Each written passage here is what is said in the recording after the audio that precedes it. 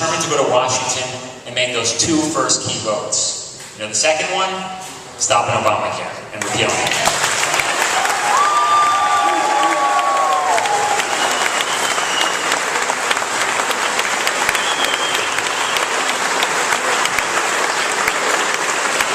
First vote, bye-bye Nancy Pelosi. So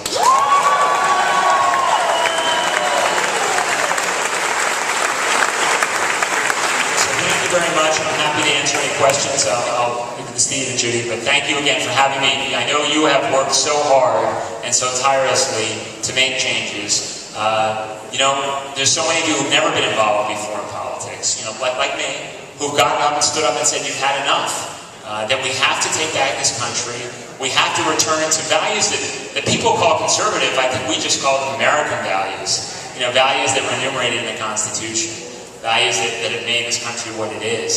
And you've been so good about it. There's no payoff for you. You're doing this because you think this is what is right. And you're dedicating your time to it. And I have to tell you that's inspiring, and it's also very humbling. And in my campaign, I've had hundreds of people who have done the same thing. And again, it's my job and the other candidates' jobs not only to win, but when we get to Congress, to actually do what we say we're going to do. And not just be like the other guys. Because if we end up being like the other guys, then there's no reason for you to have all done your hard work. So we have to make you proud. So thanks again. I'm happy to answer any questions.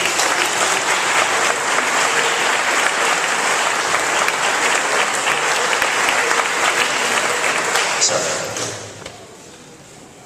You mentioned Paul Palladino. Both candidates, the United States Senate, are also pretty good candidates. Are there any plans for any joint activities, like joint ads, where you could say everybody can save some money? I think the message would be more effective. Vote Republican, vote conservative. We are all on the same page, and we are needed as much to send our team down. Something like that. I think it's a great idea. Unfortunately, I'm not an expert in this because I've never done it before, but I think you can't combine a federal campaign and a state campaign, statewide level campaign. So I don't think that we can be doing joint ads together because there's two different, people pay for it two different ways. But look, I think it's exciting. We have another businessman now who's running, who's actually, again, operating a business and knows what it's like to meet a payroll and manage a budget. So I think, you know, he's creating a lot of excitement, and hopefully we can win that and win a lot of other races. We've got to take back the New York State Senate. I mean, that is so important. We got Lee Zeldin, who's awesome.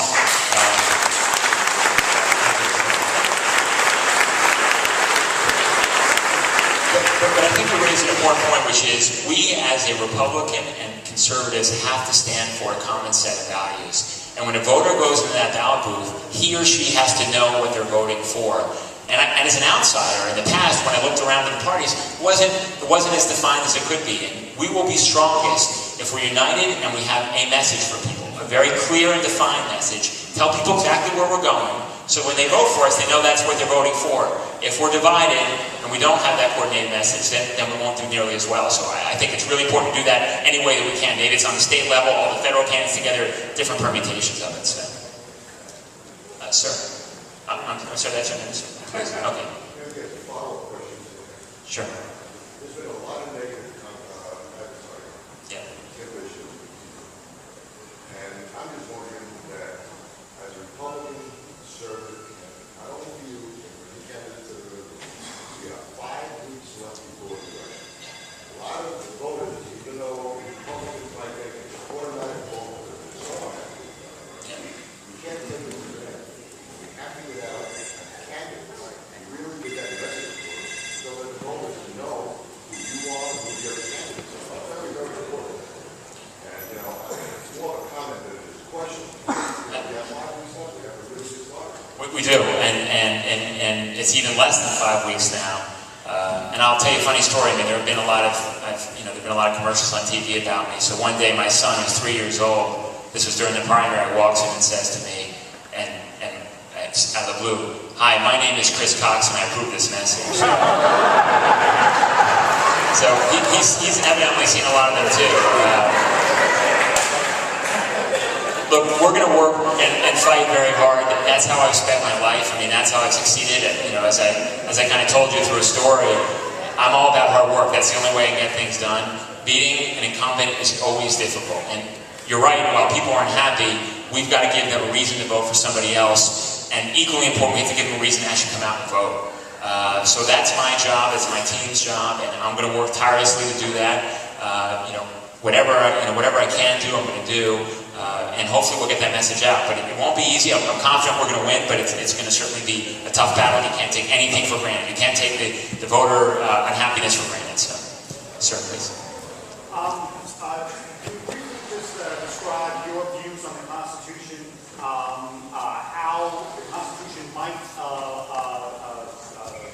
guide your conservative views, and do you support legislation, or that all legislation should be able to outline its constitutional underpinnings and how that legislation is actually made by the Constitution? Sure.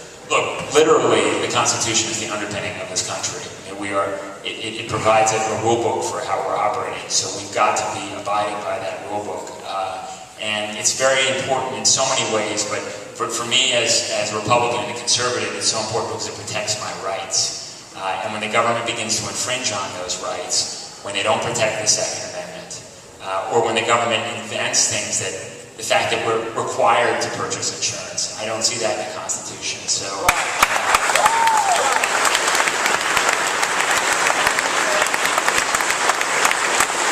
I don't think these are controversial things in the Constitution. There's nothing you look at and say, my goodness, this is a Republican thing, it's not a Democrat thing, or is it conservative, not liberal? These are things that we all share as Americans.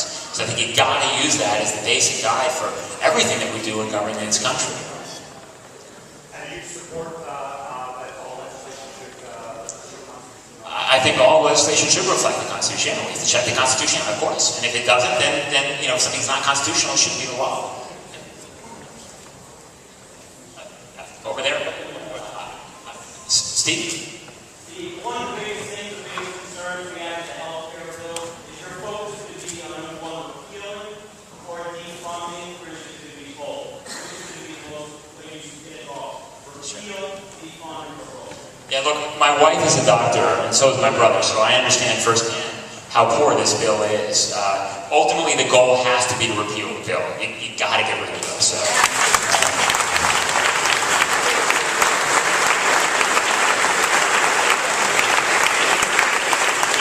I think, and from a practical perspective, we got to start with defunding it, and then we got to do what's so important. We got to win back the White House, because when we win back the White House, we can do it.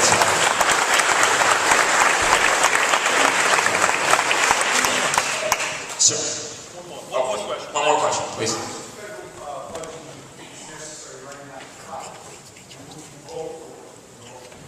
The deficit is, I think, 1 point.